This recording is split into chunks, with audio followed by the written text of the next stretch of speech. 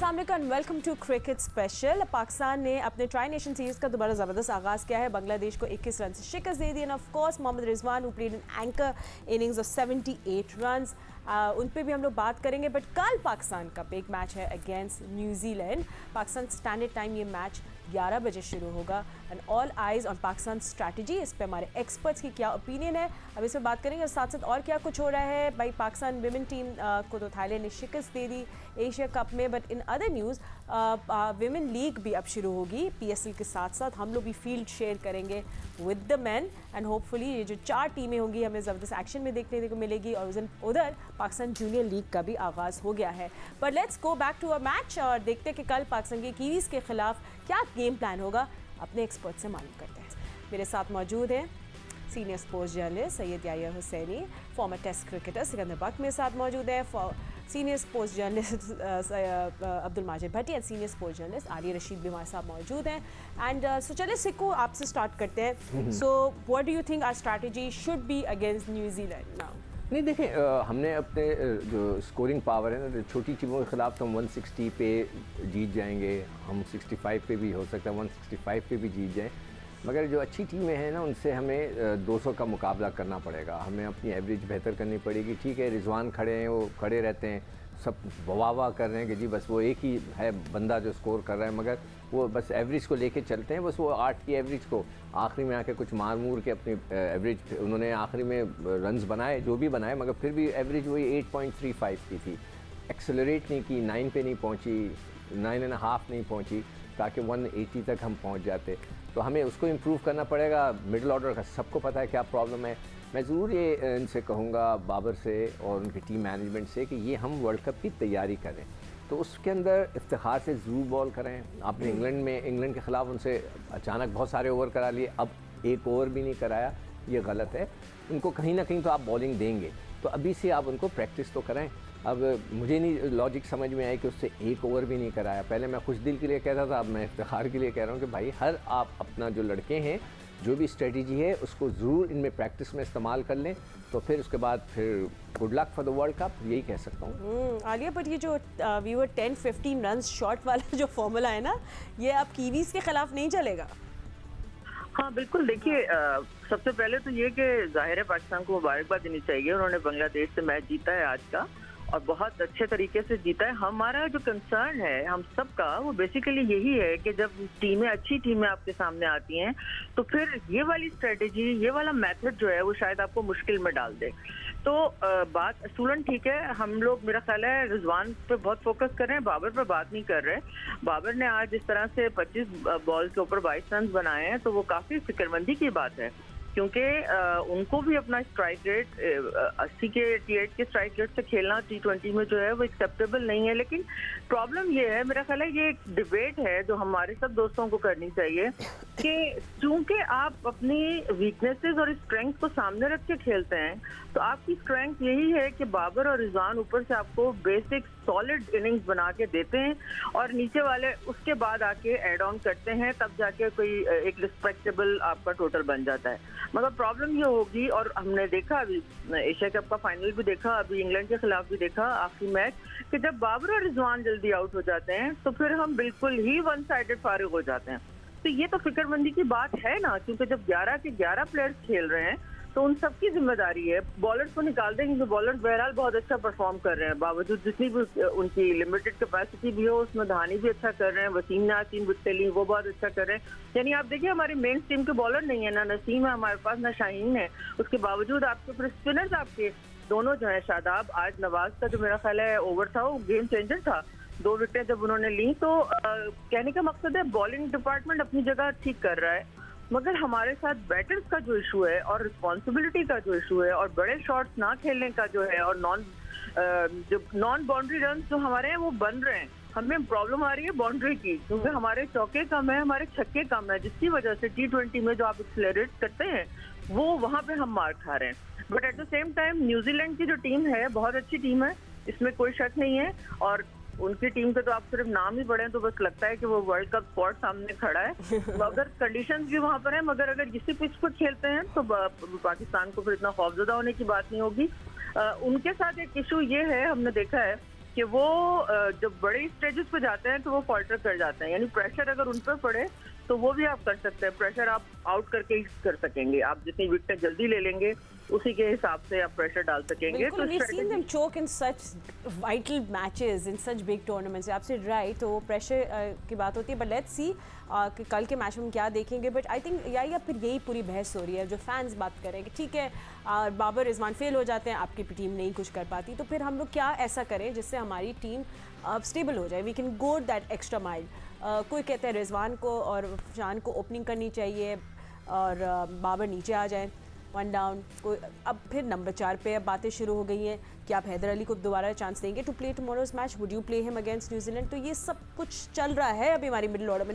No doubt हम match जीत गए आज। एक आर्टिकल पढ़ रहा था फातिमा में, और उसमें बाबर आजम की कप्तानी को लेकर कुछ लिखा गया, और जो लाइन मुझे सबसे ज़्यादा पसंद आई वो ये कि बाबर आजम ने अपने आप को एक कप्तान तो साबित कर दिया है, अब उनको खुद को लीडर साबित करना होगा। और लीडर कैसे वो साबित करेंगे अपने आप को, कि वो फ्रंट से लीड करें। फ्रंट से कैसे लीड करेंगे कि हर जगह उनको अपने आप को प्रेजेंट करने की ज़रूरत नहीं है, सिचुएशन के हिसाब से कहीं उनको कुर्बानी भी देनी होगी, क्योंकि वो इस टीम के इंतहाई इंपॉर्टेंट प्लेयर हैं, और उनके साथ रिजवान उनकी कारकर्दगी के जो पहाड़ हैं वो सबके सामने हैं, सबको दिखाई दे रहे हैं। तो टीम की रिक्वायरमेंट को मद्देनज़र रखते हुए अगर कहीं ज़रूरत पड़े तो डेफिनेटली इनको अपना नंबर को सेक्रीफाइस करना चाहिए, लेकिन नहीं कर रहे। तो मैं अब इस पर बहस ना करना चाहता हूँ, ना मैं अपने एक्सपर्ट से ये गुजारिश करूँगा कि जी होने दें, वर्ल्ड कप जैसा चल रहा है चलने दें। जहाँ तक अभी आप थोड़ी देर पहले बात कर रही थी कि जी हमारी बॉलिंग बड़ी स्ट्रॉन्ग है, तो मैं फिर यही सवाल कर रहा हूँ, हमारी बॉलिंग कहाँ स्ट्रॉन्ग है? इंग्लैंड की टीम ने आपके खिलाफ जो है वो 2 मरतबा 200 को टच किया, फिर उसके बाद उन्होंने 13 ओवर में मैच ख़त्म कर दिया, एक मैच में उन्होंने 223 कर दिए। तो बॉलिंग कहाँ आपकी स्ट्रॉन्ग है? फिर आप बात कर रहे हैं जी न्यूजीलैंड की टीम के खिलाफ आप इस बॉलिंग को खिलाएं। हमारा न्यूजीलैंड से मुकाबला है बैटिंग वर्सेस बॉलिंग, तो हमारी जो बॉलिंग है वो सबके सामने है। और एक प्रॉब्लम जो अब वाज़ेह तौर पर दिखाई देने लगी है कि शादाब खान जिस तरह बॉल कर रहे थे, पहले 3 ओवर में उनके 39 हुए, और फिर उनका हैमस्ट्रिंग खिंच गया कदाफी स्टेडियम लाहौर में अगेंस्ट इंग्लैंड। और पहले T20 में बांग्लादेश के ख़िलाफ़ उनके पहले 2 ओवर तो एक्सपेंसिव रहे, और उनको जिस अंदाज में बांग्लादेश के बैट्समैन खेले। जहाँ तक आप बात कर रही हैं कि वाह इफ्तिखार को आपने इंट्रोड्यूस, देखें इफ्तिखार का फार्मूला ये है कि जहाँ पर कोई लेफ्ट हैंड बैट्समैन होगा वहाँ पर जैसे हफीज़ बॉल करते थे तो इफ्तिखार यूज़फुल रहे हैं, और इफ्तिखार की contribution against England series very important. लेकिन फिर आज हमने देखा पहले मैच में अगेंस्ट बांग्लादेश कि बाबर आजम जिस तरह सिकंदर बख्श साहब कहते हैं कि होटल के कमरे से डायरी में लिख कर लेकर आते हैं 2 उससे 3 इससे 4 उससे, तो उन्होंने एक एंड से जो है वो शादाब को और नवाज को लगाकर भूल गए कि जी ऑटो पे के इनसे आपने चेंज भी करानी है। वो टाइम था लुट्टन दास और आफिफ, वो ठीक है 2 गेंदों पर 2 विकेटें गिर गई बांग्लादेश की, लेकिन वो 3rd गियर में जा रहे थे, वहाँ पर आपको विकेट बाय करनी चाहिए थी। जहाँ पार्टनरशिप लगी आपको विकेट बाय करनी चाहिए। फिर पाकिस्तान टीम की जो फील्डिंग है वो एक सीरियस कंसर्न है। हैदर अली का एक प्लस पॉइंट ये है कि उन्होंने फिल सॉल्ट का बाउंड्री लाइन पर बहुत अच्छा कैच लिया था नेशनल स्टेडियम कराची में, फिर उन्होंने क्राइस्ट चर्च में एक बहुत अच्छा कैच लिया लुट्टन दास का, वरना वो 6 था।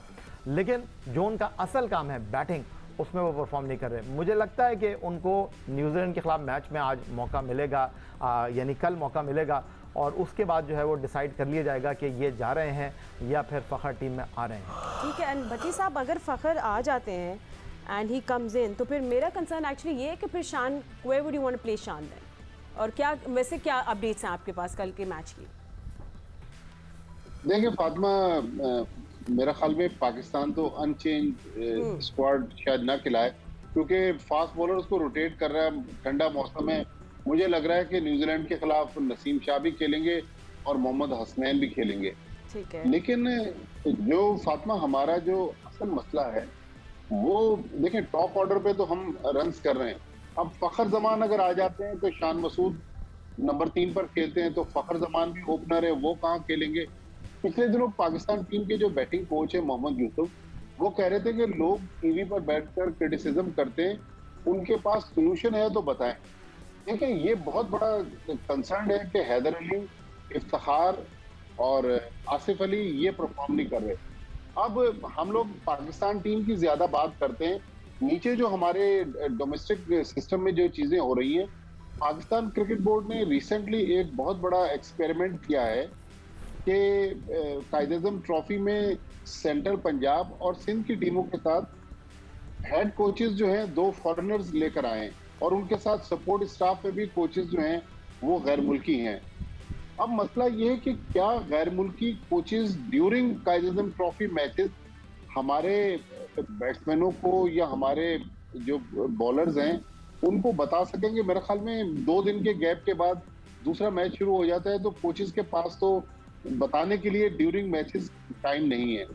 फिर हमने कल एक और बहुत बड़ा इनिशिएटिव पाकिस्तान क्रिकेट बोर्ड ने अनाउंस किया, खवातीन की जो लीग है वो फरवरी में PSL के साथ अनाउंस कर दिए।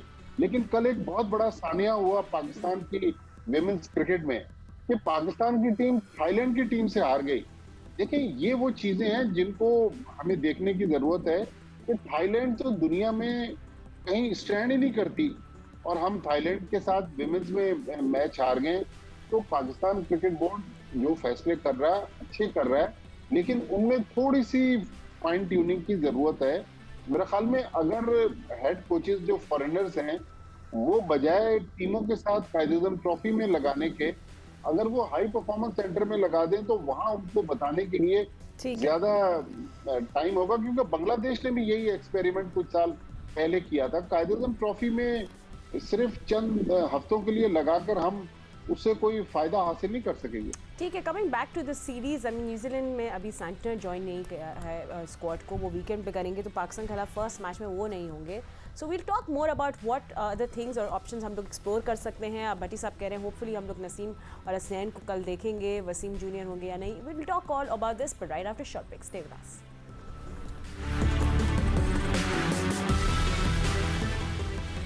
Welcome back after the break. हम लोग डिस्कस करें पाकिस्तान का जो कल मैच खेला जाएगा न्यूजीलैंड के खिलाफ, और हमारे एक्सपर्ट्स हमारे साथ ही मौजूद हैं and will talk more about you know our team. अच्छी बात ये है Aliya, and I mean good news ये जो आ रही है कि शाहीन शाह आफरीदी जो है यू नो उनमें कुछ इम्प्रूवमेंट देखने को मिल रही है। But I really want to see कि easy fit to play. I mean I hope there is no pressure on him कि तुमने वर्ल्ड खेलना ही खेलना है।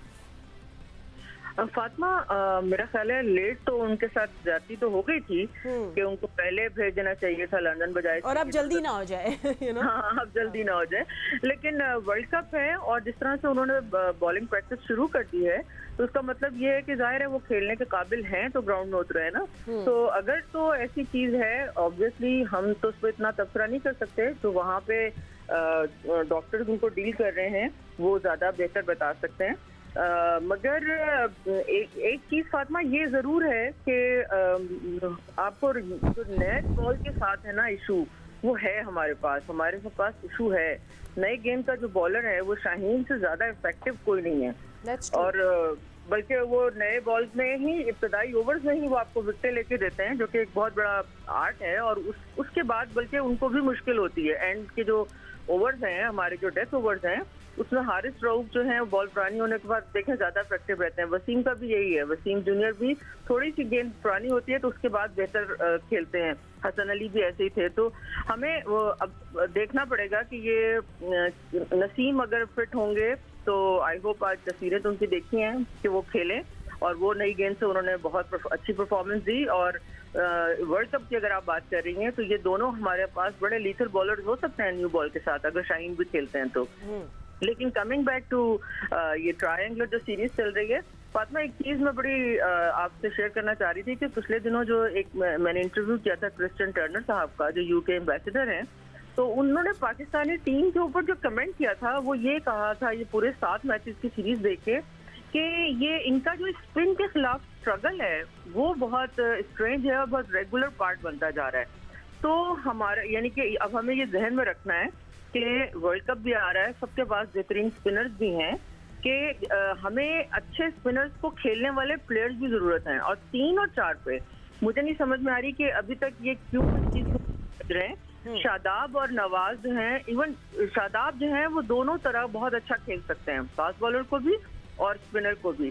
तो मेरा ख्याल है इनको शादाब को हर सूरत इंडक्ट करना चाहिए आगे के match. Exactly, when earlier I asked this question, you know, why not Shadab और Nawaz, and Sikku, so you know, अब आप टॉस की बात कर लेते हैं।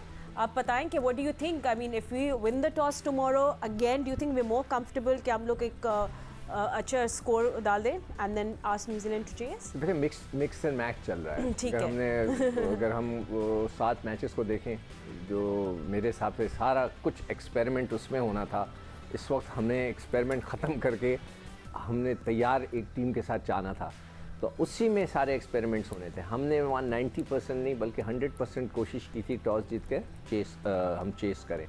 मजबूरन हमने कई जगह पे पहले बैटिंग की, वरना 99.9% हम चेस करने जाते हैं। तो हमारे पास हम जीते भी हैं, 2 दफ़ा हमने उनको आउट भी किया है और हमने चेस करके भी रन्स किए हैं। तो इट्स अ मिक्स्ड फीलिंग। तो मेरे ख्याल से उनको फिर मैं कहूँगा ये वर्ल्ड कप की तैयारी है, जिसको बार बार कहा जा रहा है वर्ल्ड कप की तैयारी।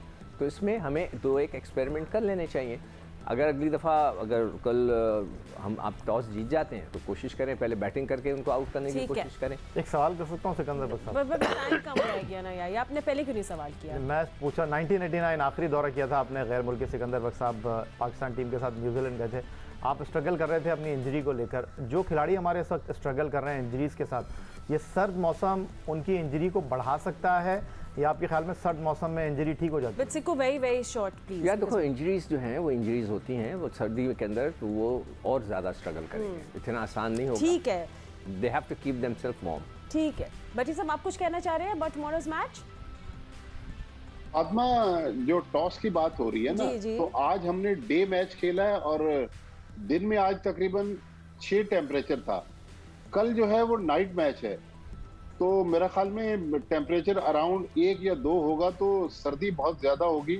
लिहाजा पाकिस्तान की फील्डिंग जो है वो मैटर करेगी इस ठंडे मौसम में, क्योंकि हम लोग यहाँ जब लड़के कराची और लाहौर में खेल रहे थे तो यहाँ बहुत ज्यादा गर्मी थी। अब एकदम से जो मौसम चेंज हुआ है तो पाकिस्तान के प्लेयर्स को अपनी फिटनेस भी बेहतर करनी है और फील्डिंग जो है वो बहुत फील्डिंग इंपॉर्टेंट होगी। एब्सोल्युटली राइट, सबको नजर रखनी पड़ेगी और ख्याल रखना पड़ेगा एंड मेक और sure you don't get sweater hotel से लेकर आने पड़ेंगे। अच्छा चलें, भूल ठीक है, कर नहीं वो- आना, अच्छा, जैसा भट्टी साहब बता रहे हैं। ओके, यू मतलब हम तो मदरली एडवाइस भी देते हैं इस शो में। But thank you so much आप panelist, will see you tomorrow. और आपको बता दें कि जितने भी लोग कंफ्यूज है टाइम के बारे में, कल पाकिस्तान न्यूजीलैंड के दरमियान मैच सुबह 11 बजे शुरू होगा and will see you from the sports floor. अभी फिलहाल इतना ही वक्त है, कल मिलेंगे। अल्लाह हाफ़िज़।